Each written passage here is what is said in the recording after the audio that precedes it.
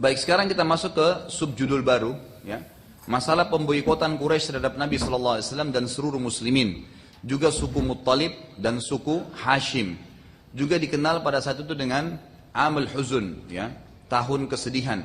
Karena pada tahun inilah meninggal Khadijah radhiyallahu anha dan juga paman Nabi SAW Abu Talib. Jadi ini beberapa subjudul ini kita akan bahas insyaallah beberapa pertemuan ke depan. Ya. Yang pertama tentang pemboikotan Quraisy terhadap Nabi SAW.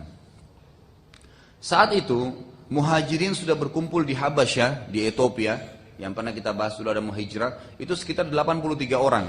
Mereka menyembah Allah Subhanahu wa taala di sana tanpa terganggu karena raja, ya, Ethiopia si Najasyi dukung mereka. Gitu kan, dan sudah kita sebutkan kisahnya panjang lebar bagaimana dialog antara Quraisy dengan Najasyi sehingga akhirnya Najasyi tetap mendukung dan Najasyi pun akhirnya beriman. Ya, beriman di tangan Ja'far bin Abi Thalib radhiyallahu anhu dan meninggal dalam keadaan Islam. Dan ini waktu Najasyi meninggal dunia, Nabi SAW mengerjakan sholat gaib di Madinah. Dan ini sudah saya tekankan jemaah sekalian, sholat gaib untuk jenazah tidak dikerjakan kecuali pada jenazah yang tidak ada yang sholatinya. Tidak ada yang mensholatin. Tidak boleh sembarangan. Kita di Indonesia ini, saya habis Jumat sholat gaib untuk si fulan, sholat gaib untuk fulan, meninggal di sana. Itu nggak perlu.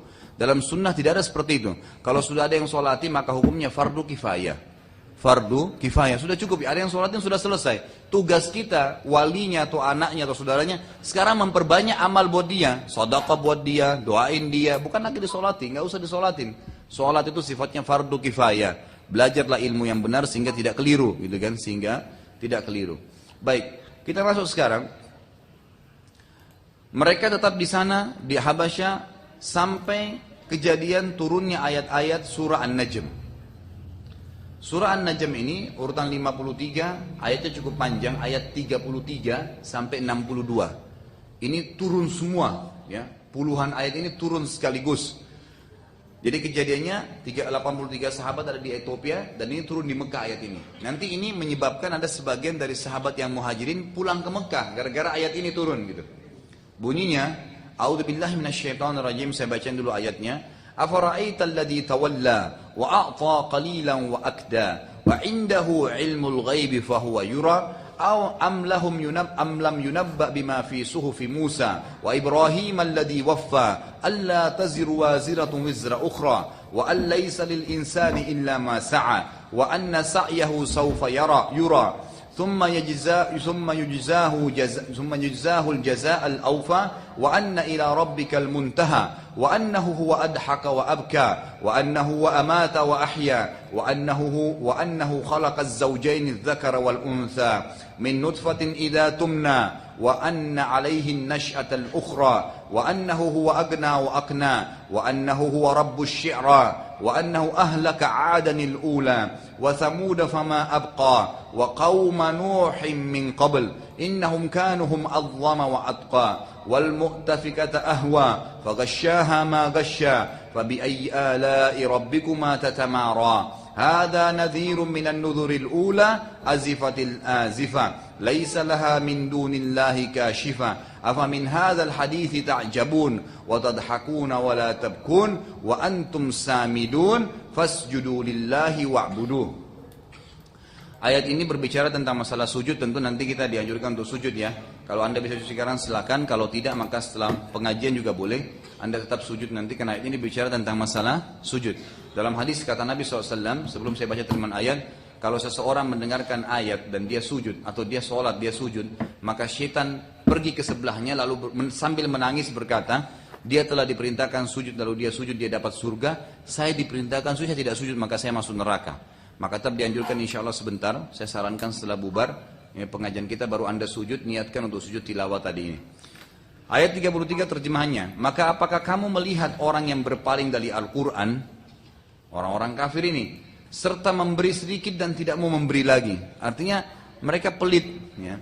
Apakah dia mempunyai pengetahuan tentang gaib sehingga dia mengetahui apa yang dikatakan, ataukah belum diberitakan kepadanya apa yang ada pada lembaran-lembaran Musa dan lembaran-lembaran Ibrahim yang selalu menyempurnakan janjinya, yaitu bahwasanya seseorang tidak berdosa atau orang yang berdosa, ya, orang yang berdosa tidak akan memikul dosa orang lain.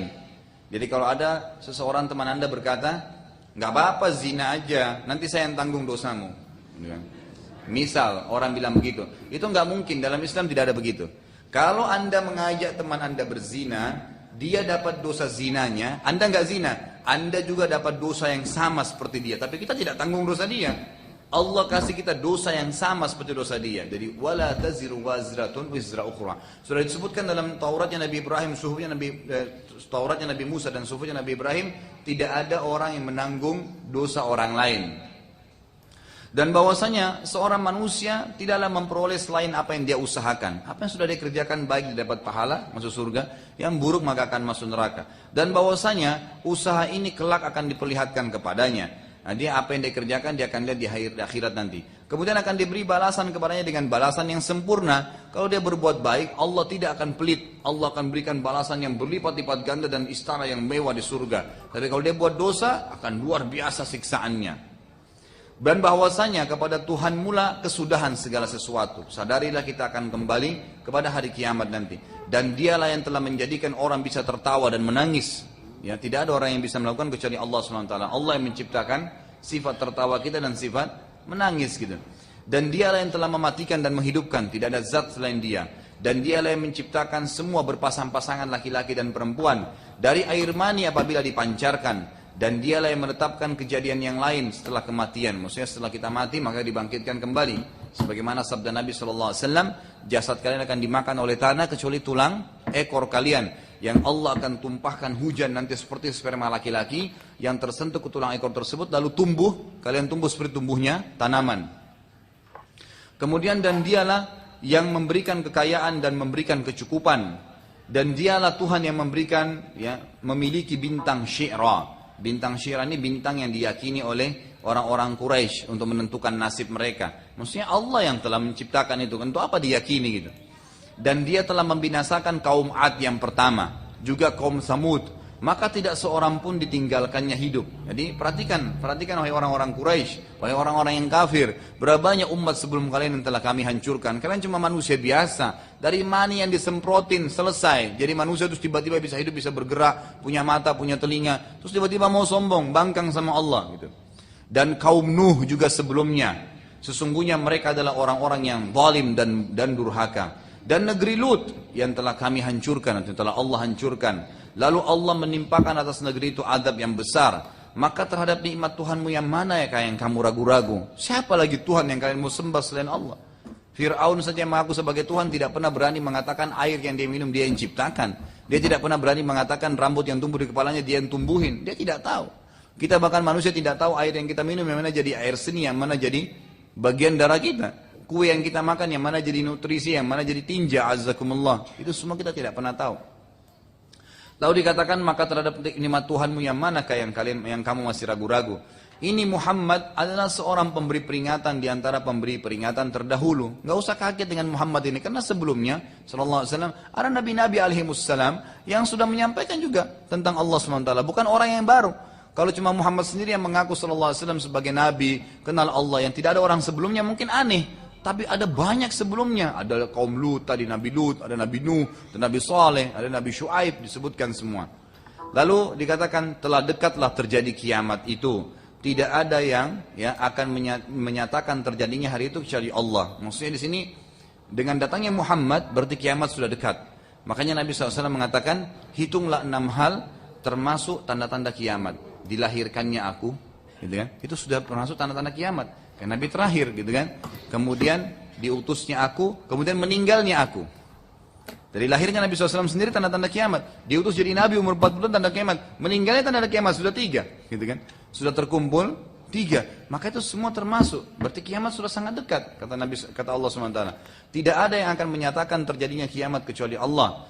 Maka apakah kamu merasa heran terhadap pemberitaan ini dan kamu menertawakan dan tidak menangis? Semua penyampaian ini tentang Allah, tentang azab. Allah melihat kalian, kita nggak malukah sama Allah? Allah sedang lihat kita, lalu kita berzina, lalu kita berbuat ini, berbuat itu.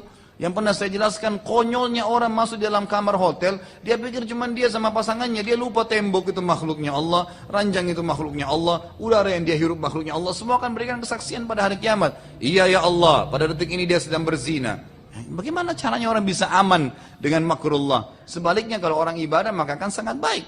Ya, semua itu akan menjadi saksi kepada dia. Dan para ulama salaf mengatakan, kalau orang soleh ibadah kepada Allah minum minuman, maka minuman itu akan berkata kepadanya, saya sangat bersyukur pada Allah karena saya akan menjadi bagian dari tubuhmu. Dan kalau seandainya orang fasik atau orang kafir minuman itu akan berkata, kalau bukan takdirnya Allah saya tidak sudi bagian dari tubuhmu. Bagaimana dia bisa maksiat dan minum? Ya, fasilitasnya Allah Subhanahu wa taala. Sama Anda sedang di rumah orang bertamu gitu kan. Lalu kemudian fasilitasnya banyak, ada makanan minum, tapi tuan rumahnya nggak senang kita di situ. Kan gitu. Mungkin kita diusir, mungkin dicaci maki. Seperti itulah manusia-manusia yang hidup di muka bumi bermaksiat kepada Allah. Gunakan fasilitasnya Allah, udara yang dihirup gratis, jalan, tubuh ini sedang dipakai, macam-macam gitu kan, fasilitas matanya bisa melihat, tapi masih kurang ajar dengan Allah. Cuman Allah Subhanahu wa taala dengan kemahamurahannya beda dengan pimpinan atasan atau rumah yang sedang tuan rumah yang sedang kita huni tadi. Kan yang kita sedang jadi tamu. Karena Allah Subhanahu wa taala Maha Pengampun, sudah salah, yang penting ngakuin, saya maafin deh, silakan pakai lagi fasilitas saya. Kalau enggak ya ditahan sama Allah SWT, dibuat sesak napas, dibuat penyakitan, dibuat ini, enggak bisa karena memang dia melanggar hukum Allah SWT. Lalu Allah mengatakan, sedangkan kamu melengahkannya, kenapa kalian tidak nangis, tidak tersentuh dengan masalah surga dan neraka, tidak takut kalau datang malaikat maut, bagaimana itu semua ceritanya gitu. Lalu kata Allah SWT, maka bersujudlah kepada Allah dan sembahlah dia. Saat selesai, jadi Nabi SAW waktu itu kebetulan, waktu turun ayatnya, waktu Allah suruh turunkan ayat ini, beliau lagi di depan Ka'bah. Beliau lagi di depan Ka'bah, kemudian lagi rame orang-orang Quraisy, orang-orang juga kafir, orang kafir, dan orang-orang Muslim juga lagi banyak. Di dekat patung-patung mereka dan dekat Ka'bah. Lalu Nabi SAW mengangkat suara dengan keras membaca ayat tadi. Dari ayat 33 sampai 62 tadi, dibaca semua. Saat selesai membaca ayat-ayat ini dengan keras, dan Allah Subhanahu wa taala dengan kemahakuasaannya membuat orang Quraisy pun waktu itu tiba-tiba mendengarkan Nabi SAW teriak dengan suara keras. Lalu Nabi SAW sujud. Setelah baca ayat ini dengan kalimat ya, dikatakan dan sujudlah kepada Allah dan sembahlah. Semua sujud. Nabi SAW sujud. Yang terjadi subhanallah, semua sahabat yang hadir sujud. Lalu semua orang Quraisy, semua tidak terkecuali, termasuk Abu Jahal, Abu Lahab, sujud semua. Semuanya sujud kepada Allah Subhanahu wa taala. Karena keagungan ayat-ayat ini, kandungannya mereka dengar. Tilawat, penyebutan tentang kaum Samud, kaum Nuh yang telah kami siksa, yang kami hancurin. Dan Nabi SAW tidak bilang, akulah Tuhan. Tidak. Allah. Terus dikatakan begitu. Jadi selesai. Maka orang-orang Quraisy pun ikut sujud. Karena agungnya kandungan-kandungan ayat tersebut. Kecuali satu orang yang pada saat itu kebetulan sudah sangat tua dan tidak mampu sujud. Ia menggenggam tanah, kemudian mengangkat taruh di kepalanya sambil berkata, inilah partisipasiku. Artinya aku juga sujud. Nah tidak mampu ditaruh panah di mukanya, di kepala. Semua Quraisy tidak tertinggal satupun. Setelah kejadian agung ini, tersebar berita kepada seluruh Quraisy, ya, kepada seluruh Quraisy bahwa tersebar berita bahwasanya Quraisy telah mengikuti Muhammad. Semua Quraisy sudah masuk Islam. Karena mereka sujud semua gitu kan. Para sahabat yang sementara berada di Habasyah mendengarkan berita tersebut lalu mereka sangat senang. Maka mereka pun ada yang balik karena mengira kaumnya sudah beriman. Namun setelah tiba di Mekah, para sahabat heran ternyata Quraisy tetap saja pada kekufuran. Dan ternyata sujud itu hanya karena tersentuh dengan ayat-ayat yang dibaca oleh Nabi SAW. Kata para ulama sejarah, mestinya kejadian ini sudah harus membuat Quraisy itu terengah. Kok bisa mereka sujud gitu kan? Apa ini? Itu nggak mungkin, pasti sebuah keagungan. Tapi masih saja mereka membangkang, subhanallah. Dan ini pelajaran besar Bapak Ibu sekalian rahimahumullah, bahwasanya syaitan itu luar biasa untuk membuat orang kafir, luar biasa untuk membuat orang ya bermaksiat. Karena kata Nabi SAW, yajri ibnu Adam majrad dam. Syaitan itu lari dalam tubuh manusia seperti mengalirnya darah. A'udzu billahi minasyaitonir rajim, sepupunya datang. A'udzu billahi minasyaitonir rajim, pamannya datang, gitu kan? Lari yang satu datang, lari yang satu datang, terus begitu. Maka kita harus hati-hati. Jangan berarti Anda sudah mengatakan a'udzu billahi minasyaitonir rajim, kemudian Anda mau sholat tahajud, Anda rasa atau yakin syaitan tidak akan goda. Tidak, akan datang. Satu lari, tiga datang, supaya Anda tidak selesaikan sholat itu. Maka harus jeli dalam masalah ini. Perhatikan, orang-orang Quraisy semua sudah jelas tahu ini orang yang terpercaya. Amin.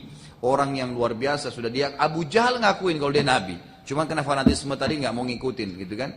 Nah sekarang mereka semua sudah sujud. Semuanya sujud. Yang pimpinannya yang kufur, yang betul-betul benci Islam sampai orang biasanya. Ternyata tetap juga syaitan tetap mengelabui mereka untuk tidak masuk Islam, gitu kan? Kejadian di atas ini akhirnya digoda oleh syaitan orang-orang Quraisy makin membuat mereka terganggu. Dulu mereka melarang orang-orang mengikuti Nabi SAW, sekarang malah mereka yang ikut terpengaruh dengan perkataan Nabi SAW dan akhirnya mereka semua sujud.